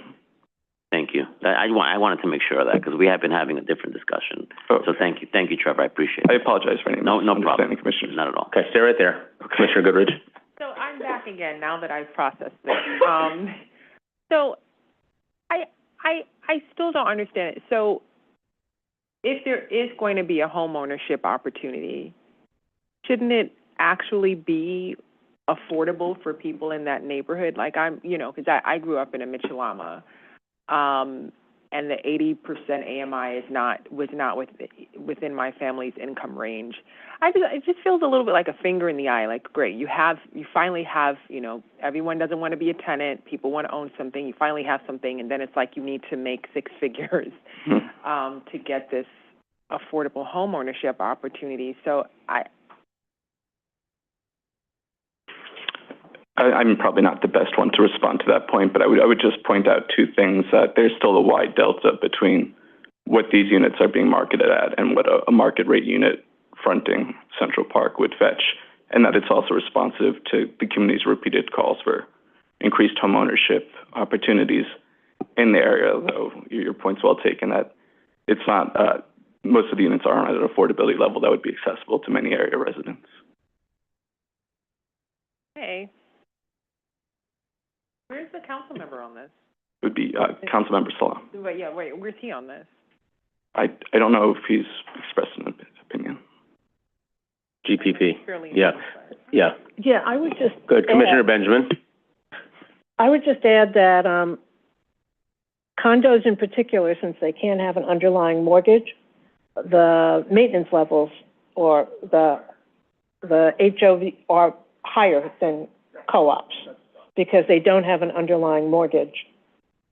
That's been paid off. So there is a need for the people who live there to be able to support the ongoing maintenance of the building. Even in Nehemiah housing, the standards were such that, and in housing partnerships certainly, the standards are about 80 to 100. They had hoped in the original Nehemiah to be able to sell those units for $40,000, but they never reached that. It was always, even 25 years ago, it was $100,000 and up. And housing partnership was $200,000 or $300,000.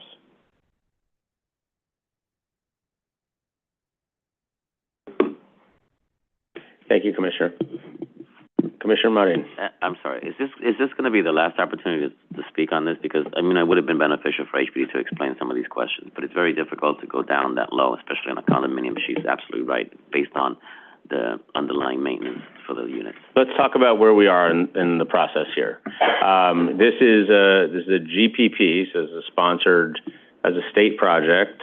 It does not go through the normal course of business to the council. What is the timetable?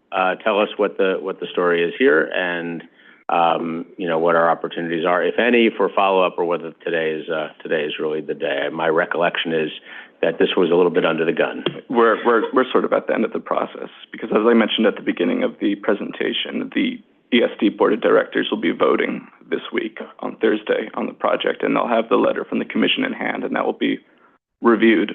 But I will also say that we've been using this as a learning experience among the department staff, and we're creating a new SOP so that we'll be more proactive in coming to the commission and briefing the commission earlier in the process, so there's more scope for back and forth. We apologize that there wasn't more time for deliberation. Would there have been occasion for the commission to shape the project more fully if they had come earlier, or would this have just been a question of design, scale, et cetera? Jose, you can feel free if you want. Go ahead. And I just wanted to provide a little bit of clarity here. So for the GPP, where we're approving are the zoning overrides that are being requested, which is the high setback, the open space, and the FAR waiver, I believe. Those are the three items that are coming to the commission here.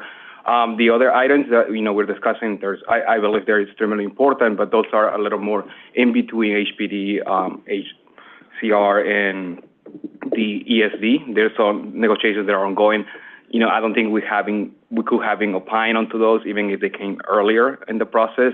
They're still not finalized. I know the language in the GPP says that they will do the best effort to maximize affordability and, different income bands in the project, but those are still going to happen after the vote of the ESD, which is scheduled for December 19.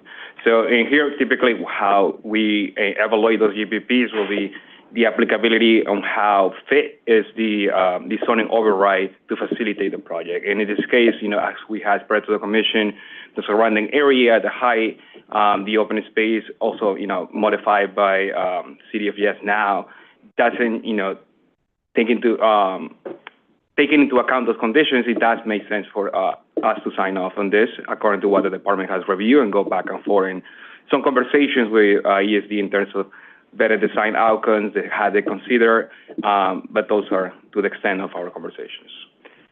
Okay, so what we look at here in this context is the height, setback, the waiver, the change of the FAR.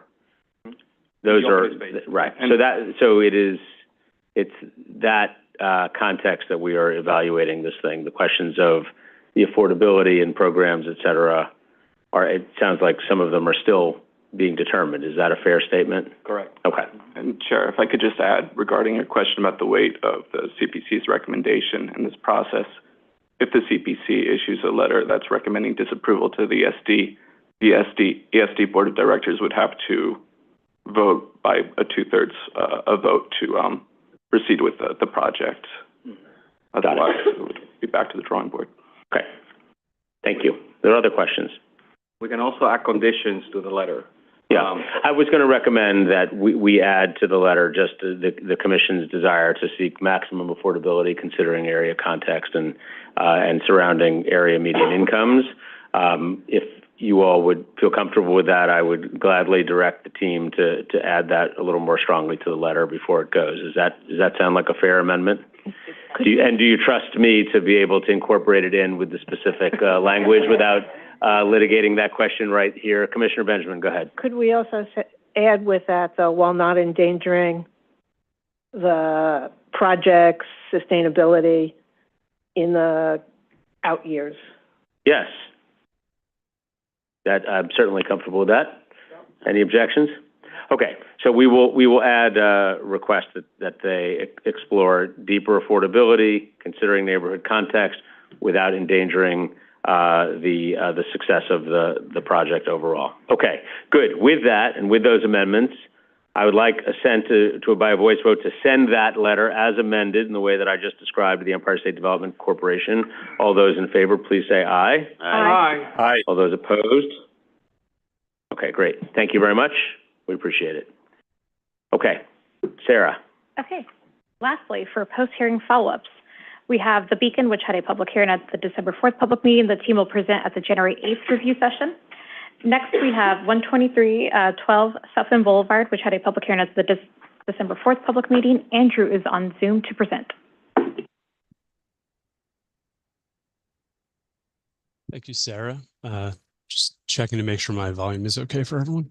It's okay. If you can find a way to pump it up a little bit, that would be great. All right. How about now? Is that better? Yeah, I think that's okay. Okay. Sorry. Weird. Should be working. Okay. We can hear you. Great. Thanks. So this is 12312 Sutphin Boulevard rezoning. The Department of City Planning staff finds the applicant's request for a zoning map amendment from R3A, R3A/C13, and R6 zoning districts to R3A, R6A, and R6A/C13 zoning districts, and a zoning text amendment to map MIH options 1 and 2 to be appropriate. These actions would facilitate housing growth on a currently vacant, underutilized lot fronting a wide street through the development of an 8-story mixed-use building containing 125 dwelling units, including 31 income-restricted units. A CPC report reflecting this recommendation has been prepared for the Commission. This CPC vote is scheduled for January 8th. Thank you. Great. Thank you very much. Any questions? Okay. Excellent. Thank you. And I'll just correct my note above. The Beacon will return at the January 6th review session, not January 8th. Great. January 6th. Okay. Correct my note. And next, what's next? Next, we have 12203 14th Avenue, which also had a December 4th public hearing. Joy is on Zoom to present.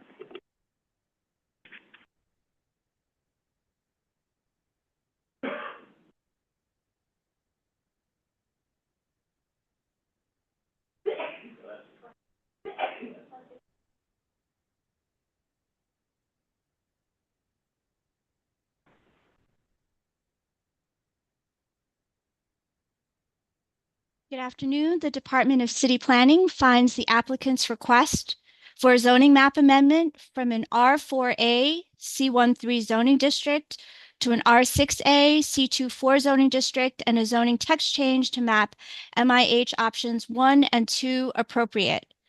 These actions would facilitate moderate housing growth through the development of a 6-story mixed-use building containing approximately 103 units, including 31 income-restricted units on an underutilized site fronting College Point Boulevard, a major north-south corridor that connects the project area with downtown Flushing, which is 2.5 miles south. A CPC report reflecting this recommendation has been prepared for the Commission, and the vote is scheduled for January 8th. Thank you. Great. Thank you very much. Thanks, Troy. Lastly, we have 581 Grant Avenue Development, which also had a public hearing on December 4th. Lynn Sue is on Zoom to present. All right, Lynn Sue. Hi, good afternoon, everyone. Can you hear me? We can. Yes. Awesome. Good afternoon, Chair Garodnick and Commissioners. Today, I will be presenting 581 Grant Avenue Rezoning Agency recommendation prior to the future CPC report. Next slide.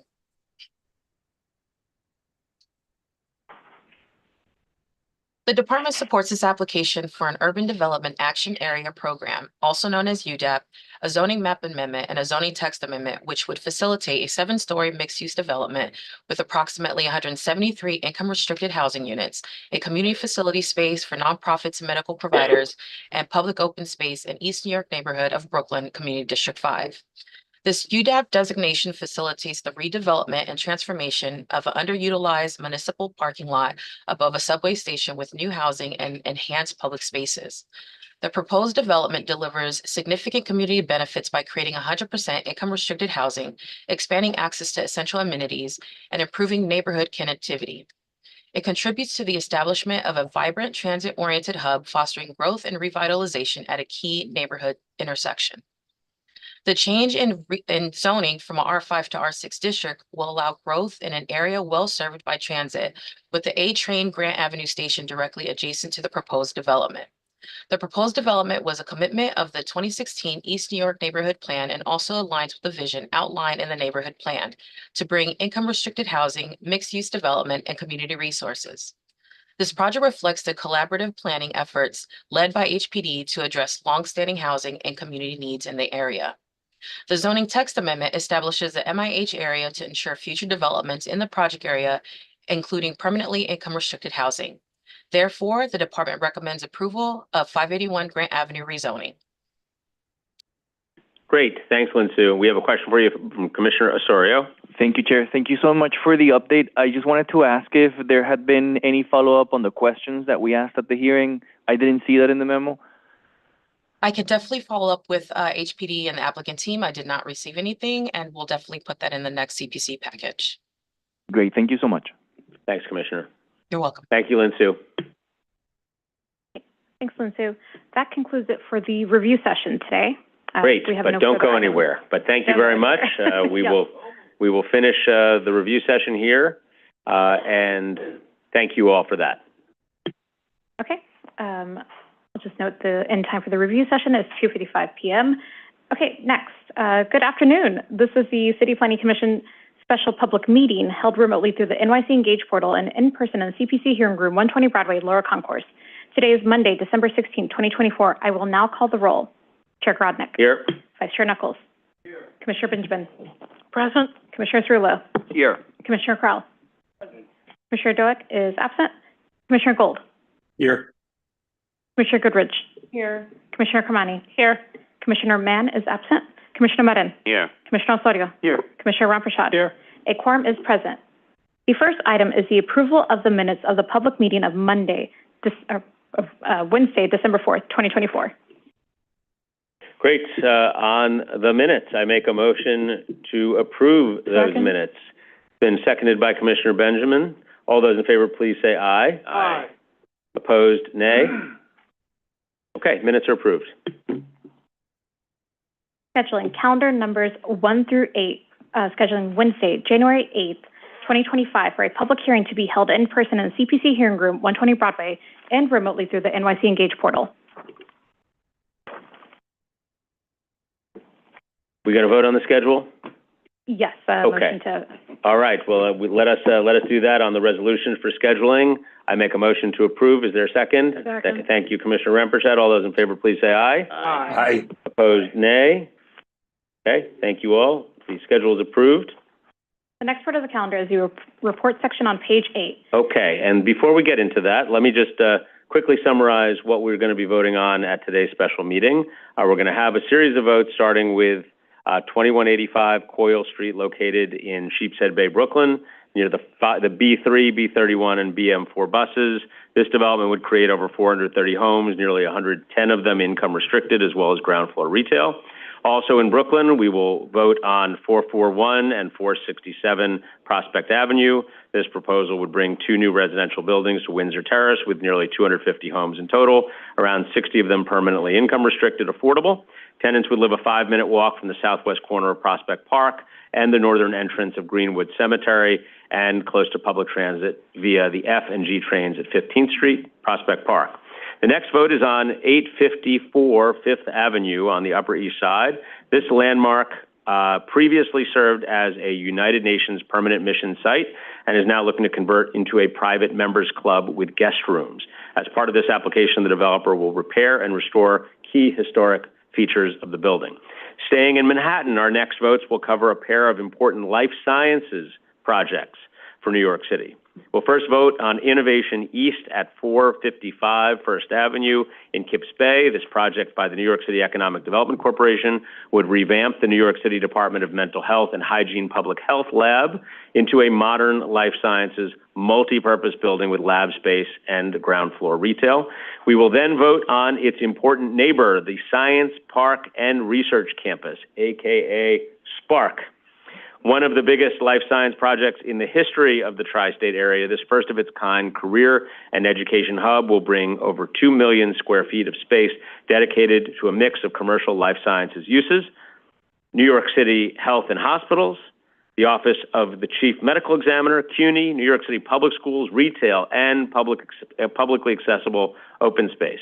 New York City has long been a leader in the growing life sciences field, and this education, jobs, healthcare, and public space is a vital investment in our ongoing success. Moving downtown, we'll next vote on a designation by the Landmarks Preservation Commission for Jacob Day residence. This building, located in Greenwich Village, was a residence and place of business for Jacob Day, a prominent Black caterer, property owner, and abolitionist who later became a leading advocate for voting rights and economic opportunities for the Black community. Our last vote of the day and for the year is on the demapping of a road at 4939 Van Dam Street in Long Island City.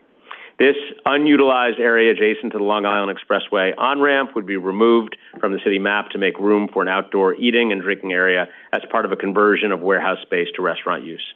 And since it's our last meeting of the year, let me just take a moment to wish all of you, my fellow commissioners, and everyone who is watching online, and those of you who can hear my voice through whatever means here, a very happy holiday season and a happy new year. I hope you all will have an opportunity to relax with your family and friends, and I would be really remiss if I did not take a moment to wish a very special happy birthday to one of our own, Commissioner Fred Cerullo. It is his birthday today, and I figured I would spare him the singing, but not the greeting. So happy birthday to you, Freddie. We very much appreciate you. Hope you have a wonderful rest of your day. We're glad you were able to spend some of it. We got to spend some of it with you. So with that, Madam Secretary, let's get to it. Okay. For Brooklyn, calendar numbers 9 and 10, 2185 Coyle Street, CD 15. Calendar number 9, C230248ZMK. Calendar number 10, N230249ZRK. And the matter of applications for a zoning map and zoning text amendments concerning 2185 Coyle Street. For favorable reports on calendar numbers 9 and 10, Chair Garodnick. Aye. Vice Chair Knuckles. Yes. Commissioner Benjamin. Aye. Commissioner Cerullo. Yes. Commissioner Crowell. Yes. Commissioner Gold. Yes. Commissioner Goodrich. Yes. Commissioner Kamani. Yes. Commissioner Marin. Yes. Commissioner Osorio. I vote yes. I just wanted to make a quick recommendation in terms of the report. I really appreciate how the report states an agreement with the Borough President's recommendation regarding the excess parking, but it will be important for the report to explain why the department believes that that's right. I know that some of us have made questions about this that are still sort of like in progress, so the report will be a great way to address them. Thank you. Commissioner Ramprashad? Yes. Favorable reports have been adopted on calendar numbers 9 and 10. Borough of Brooklyn, calendar numbers 11, 12, and 13. 441 and 467 Prospect Avenue rezoning, CD7. Calendar number 11, C240280ZMK. Calendar number 12, N240281ZRK. Calendar number 13, C230249ZSK has been withdrawn. In the matter of applications for a zoning map and zoning text amendments concerning 441 and 467 Prospect Avenue rezoning. For favorable reports on calendar numbers 11 and 12, Chair Garodnick. Aye. Vice Chair Knuckles. Yes. Commissioner Benjamin. Aye. Commissioner Cerullo. Yes. Commissioner Crowell. Yes. Commissioner Gold. Yes. Commissioner Goodrich. I'm voting yes, but I did want to acknowledge, I was very much on the fence about it for the same reasons that the community raised, which is affordability. I will still vote yes. Commissioner Kermani. Yes, and I align myself with Commissioner Goodrich's comment. Commissioner Marin. Yes. Commissioner Osorio. I vote yes, and I had two quick recommendations. On page 15, where the report addresses the Borough President's recommendation to substantially increase the percentage of affordable housing units, I understand why the report states that this is beyond the purview of the actions. I disagree with that. But at the very least, I think that this would be an important point to state the department's position on this, which would be according to the rationale of the proposal. I don't see why the report can actually state the need to increase affordable housing here, also in agreement with my colleagues earlier. Sorry, and I have a second recommendation. On page 16, I appreciate how the report addresses some of the concerns about potential environmental impact. I think that in addition to concluding the negative declaration, it would be important to explain that there is a need designation and what is the scope and extent of it to address the public concerns on that. Thank you. Commissioner Ramprashad, recused. Favorable reports have been adopted on calendar numbers 11 and 12. Borough of Manhattan, calendar number 14, 854 Fifth Avenue Members Club, CD8, C240349 ZSM. In the matter of an application for a special permit concerning 854 Fifth Avenue Members Club. For a favorable report on calendar number 14, Chair Garodnick. Aye. Vice Chair Knuckles. Yes. Commissioner Benjamin. Aye. Commissioner Cerullo. Yes. Commissioner Crowell. Yes. Commissioner Gold. Yes. Commissioner Goodrich. Abstain. Abstain. Commissioner Kermani. Yes. Commissioner Marin. Yes. Commissioner Osorio. Yes. Commissioner Ramprashad. Yes. Favorable reports have been adopted on calendar number 14. Borough of Manhattan, calendar numbers 15, 16, and 17. 455 First Avenue, CD6, calendar number 15, C240342ZMM. Calendar number 16, N240344ZRM. Calendar number 17, C240343ZSM. In the matter of applications for zoning map and zoning text amendments and special permit concerning 455 First Avenue. For favorable reports on calendar numbers 15, 16, and 17. Chair Garodnick. Aye. Vice Chair Knuckles. Yes. Commissioner Benjamin. Aye. Commissioner Cerullo. Yes. Commissioner Crowell. Yes. Commissioner Gold. Yes. Commissioner Goodrich. Abstain. Commissioner Kermani. Yes. Commissioner Marin. Yes. Commissioner Osorio. Yes. Commissioner Ramprashad. Favorable reports have been adopted on calendar numbers 15, 16, and 17. Borough of Manhattan, calendar numbers 18, 19, 20, 21, 22, 23, 24, and 25. Spark, Kips Bay. CD6, calendar number 18, C240369ZMM. Calendar number 19, C240370ZSM. Calendar number 20, C240369ZSM. Calendar number 21, N240371ZRM. Calendar number 22, C240372PPM. Calendar number 23, C240373PCM. Calendar number 24, C240391PQM. Calendar number 25, C240309MMM. And the matter of applications for zoning map and zoning text amendments, special permits, disposition of city-owned property, acquisition and site selection, and a city map amendment concerning Spark, Kips Bay. For favorable reports on calendar numbers 18, 19, 20, 21, 22, 23, 24, and 25. Chair Grodnick. Aye. Vice Chair Knuckles. Yes. Commissioner Benjamin. Aye. Commissioner Cerullo. Yes. Commissioner Crowell. Yes. Commissioner Gold. Yes. Commissioner Goodrich. Yes. Commissioner Kamani. Yes. Commissioner Medin. Yes. Commissioner Osorio. Yes. Commissioner Ramprashad. Yes. Favorable reports have been adopted on calendar numbers 18, 19, 20, 21, 22, 23, 24, and 25. Borough of Manhattan, calendar number 26, Jacob Day Residence.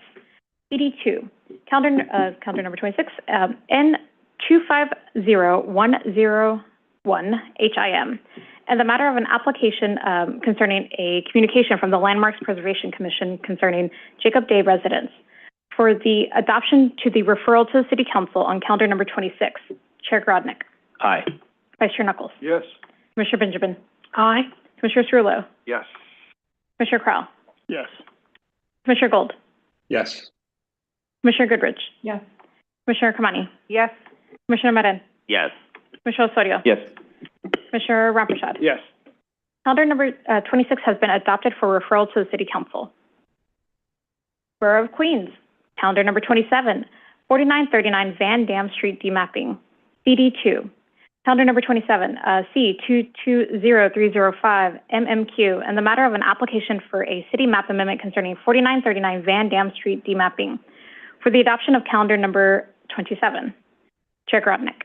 Aye. Vice Chair Knuckles. Yes. Commissioner Benjamin. Aye. Commissioner Cerullo. Yes. Commissioner Crowell. Yes. Commissioner Gold. Yes. Commissioner Goodrich. Yes. Commissioner Kamani. Yes. Commissioner Medin. Yes. Commissioner Osorio. Yes. Commissioner Ramprashad. Yes. Favorable report has been adopted on calendar number 27. Anything else, Madam Secretary? No, Chair Grodnick. Any announcements?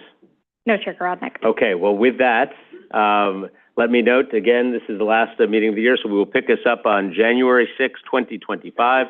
Again, lots of appreciation to all of you. Happy, healthy, happy holidays. Enjoy. We are adjourned. Crazy. The time is 3:09 p.m. Well done. Thank you, sir. Yes, good year. Happy You had quite a birthday, Fred. year. Yes, happy birthday.